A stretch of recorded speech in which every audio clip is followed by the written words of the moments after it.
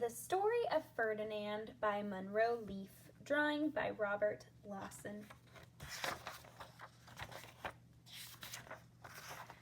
Once upon a time in Spain, there was a little bull, and his name was Ferdinand. All the other little bulls he lived with would run and jump and butt their heads together, but not Ferdinand. He liked to just sit quietly and smell the flowers.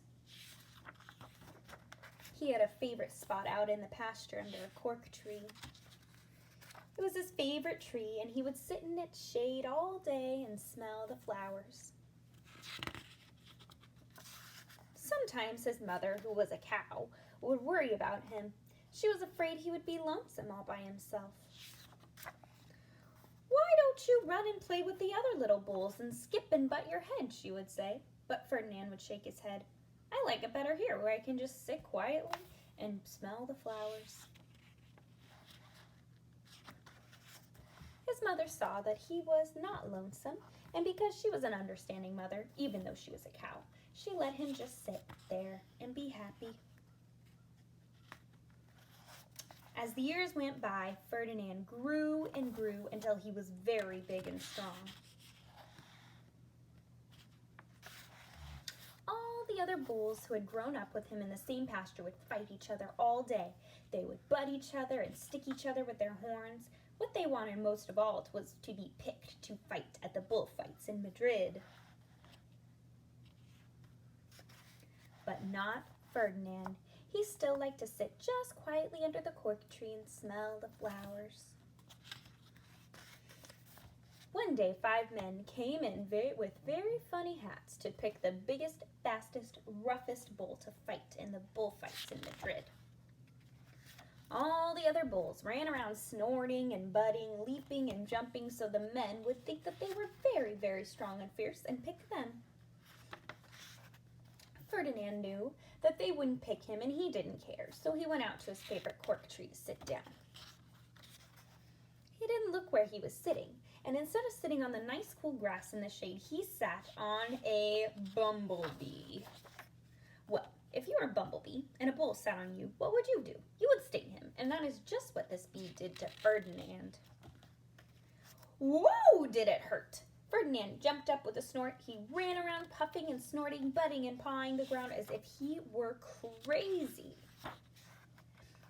The 5 men saw him, and they all shouted with joy. Here was the largest and fiercest bull of all, just the one for the bullfights in Madrid. So they took him away for the bullfight day in a cart. What a day it was! Flags were flying, bands were playing, and all the lovely ladies had flowers in their hair. They had a parade into the bull ring.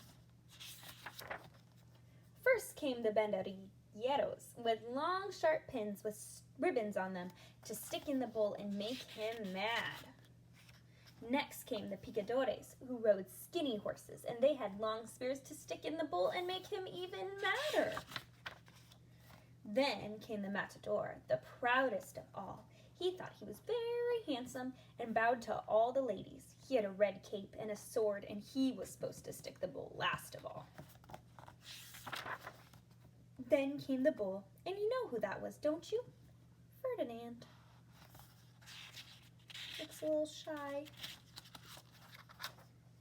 They called him Ferdinand the Fierce, and all the banderilleros were afraid of him, and the picadores were afraid of him, and the matador was scared stiff. Look how scared he is. Ferdinand ran to the middle of the ring, and everyone shouted and clapped because they thought he was going to fight fiercely and butt and snort and stick his horns around. But not Ferdinand. When he got to the middle of the ring, he saw the flowers and all the lovely ladies' hair, and he just sat down quietly and smelled. He wouldn't fight and be fierce no matter what they did. He just sat and smelled. And the banderilleros were mad, and the picadores were madder, and the matador was so mad he cried because he couldn't show off with his cape and sword.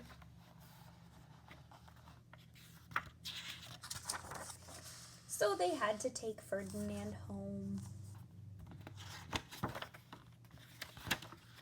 And for all I know, he is sitting there still under his favorite cork tree, smelling the flowers just quietly.